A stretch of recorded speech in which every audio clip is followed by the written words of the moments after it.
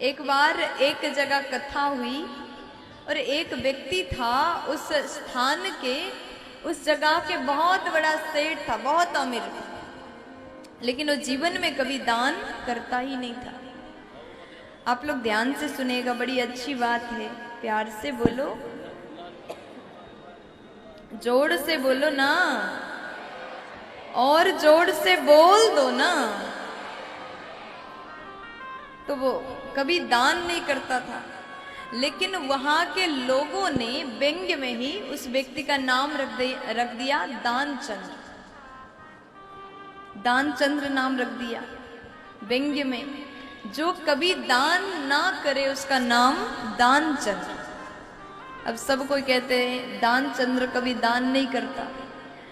और गांव वालों ने कहा देखो पुण्य कर्म हो रहा है, कथा हो रही है, अच्छे काम हो रहा हो तो वहां कभी कभी दान भी किया करो। जैसे मंदिर निर्माण जैसे काम में दान भी करना चाहिए। लेकिन वो सज्जन कहते थे कि सब कोई तो दान कर रहे हैं, हमारे दान करने का क्या आवश्यक है, क्या जरूरत है, सब कोई तो कर रहे हैं। तो लोगों ने समझाया देखो भैया, सबने दान किया है तो सबके हिस्से का पुण्य उन्हीं को मिलेगा, तुमको थोड़ी मिलेगा। अगर तुम्हें पुण्य चाहिए तो तुम्हें भी दान करना होगा। अब जैसे इस प्रकार लोगों ने समझाया, और दानचंद्र से उसकी पत्नी भी बड़ी परेशान। कोई भी पत्नी होती है ना, वो चाहती है कि हमारे पति धार्मिक कार्य से जुड़ जाएं। हर पत्नियां चाहती, क्योंकि घर में पूजा पाठ करने वाली केवल घर की देवियां, घर की नारियां होती हैं। अब पत्नी बोली स्वामी जी जीवन में एक बार दान कर। अब दानचंद्र बोला कि भैया दान करने से क्या हो जाएगा, हमारा धन खर्च हो जाएगा। इतना लोभी, इतना कंजूस, उससे बड़ा लोभी कोई और नहीं। तो पत्नी कहती है स्वामी जी एक बार दान कर दीजिए। तो बोला नहीं करूंगा, चाहे कुछ भी हो जाए दान नहीं करूंगा। और सब काम करवाओ लेकिन दान मत करवाओ। अब एक दिन दानचंद्र की पत्नी बोली कि पास में गंगा जी है, जाकर के गंगा स्नान करके आओ, वहां तो कोई दान नहीं करना पड़ेगा, कम से कम गंगा स्नान का पुण्य तुम्हें मिल जाएगा।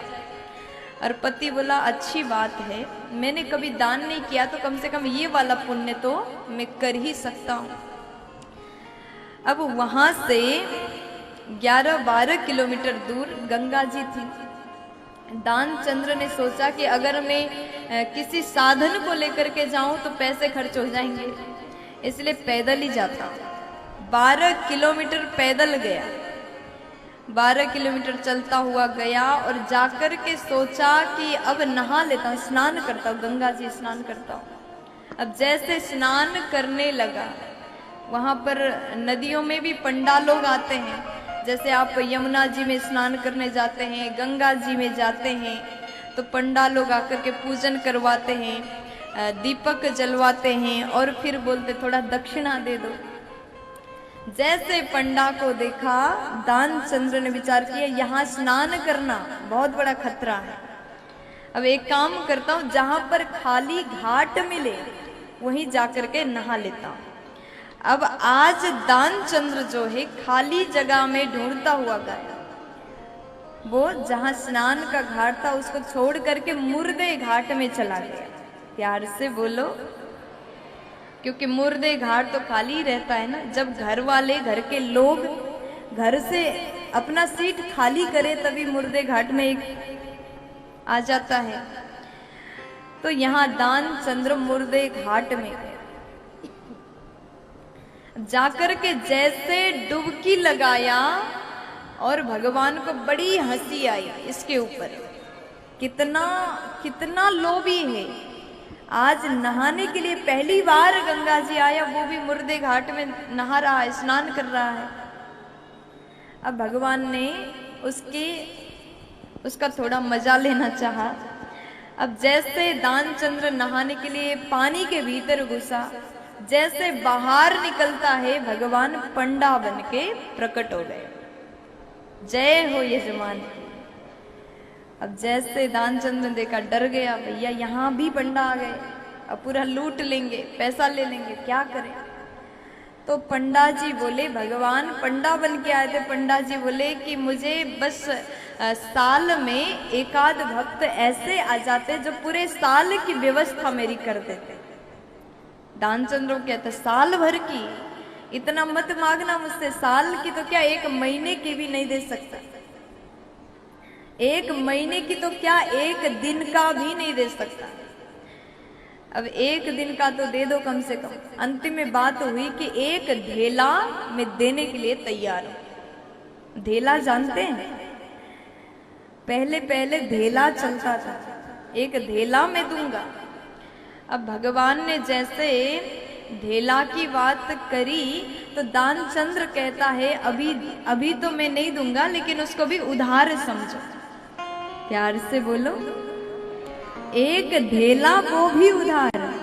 दानचंद्र ने विचार किया कि ये थोड़ी उधार मेरे घर तक 12 किलोमीटर एक ढेला के लिए थोड़ी आएंगे, भूल जाएंगे, इसलिए उधार बोल दिया। अब दानचंद्र नहा करके अपने घर चला गया। जैसे अपने घर गया, और बड़ा दूर से आया था, जाना 12 किलोमीटर, आना 12 किलोमीटर, वो भी पैदल 24 किलोमीटर हो गए।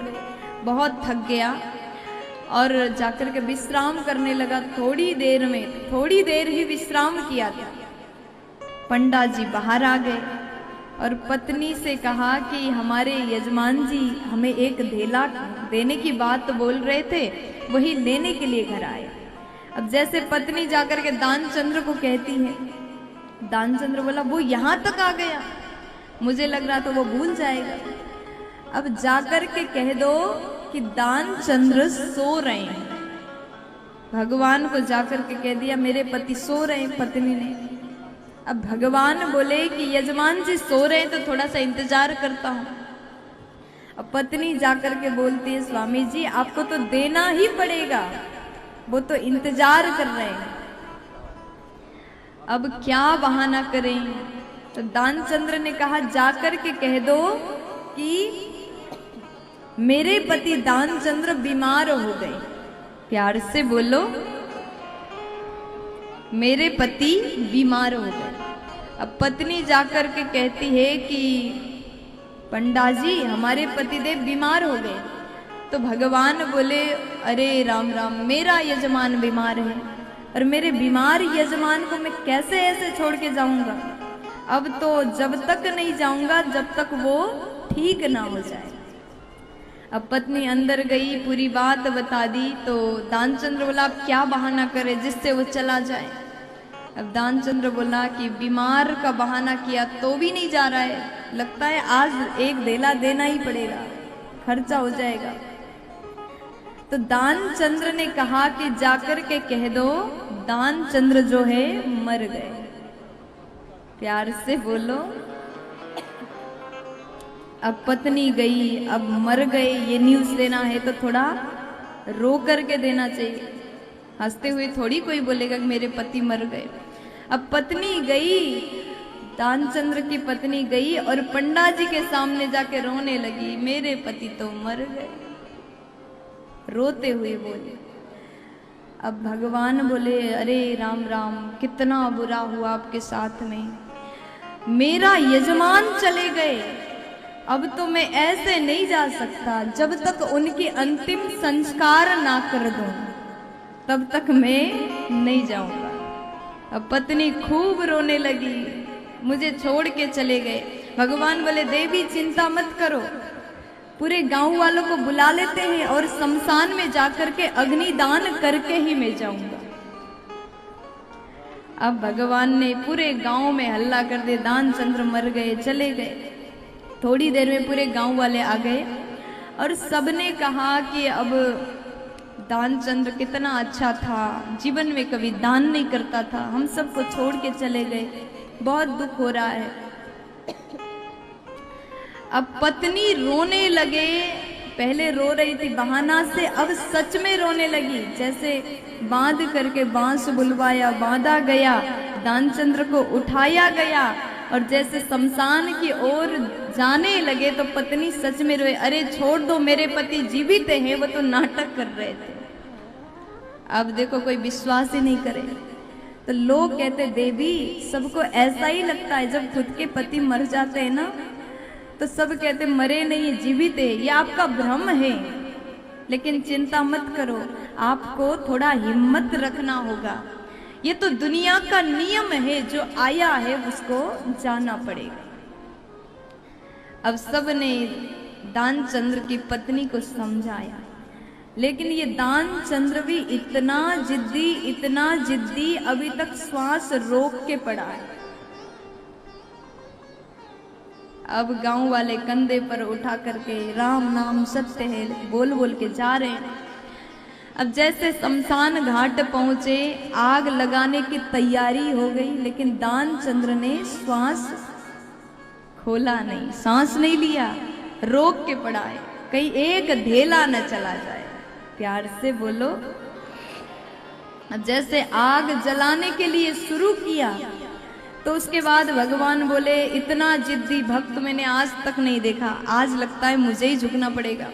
अब भगवान बोले, देखो गांव वालों, मुझे अपने यजमान के कान में एक मंत्र सुनाना है। अब गांव वाले बोले कि ठीक है, आपका यजमान है, आप सुना दीजिए मंत्र। तो भगवान दानचंद्र के कान में जाकर के कहते हैं, आया हूं बैकुंठ से।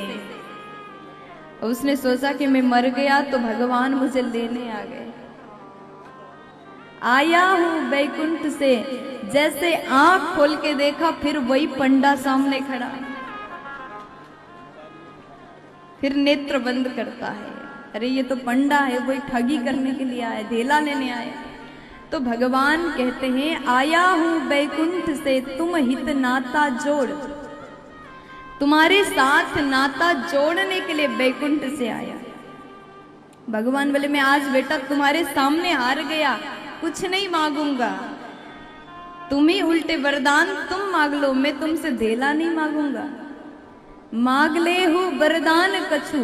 तब दानचंद्र कहता है, ढेला दीजो छोड़, बस एक वरदान मुझे दे दो, ये कह दो कि एक ढेला मैं नहीं लूंगा तो मैं जग जाऊंगा, जीवित हो जाऊंगा। तो भगवान बोले, ठीक है, छोड़ दिया, मत दो। तो दानचंद्र वहां से उठ जाता है। देखिए, भगवान के भक्त भी बड़े विचित्र होते। देखिए, ये आप इसको गंभीरता से मत लीजिएगा, कथा में कभी कभी विनोद होना भी जरूरी है। कई ऐसे भी दानवीर होते हैं, प्यार से बोलो,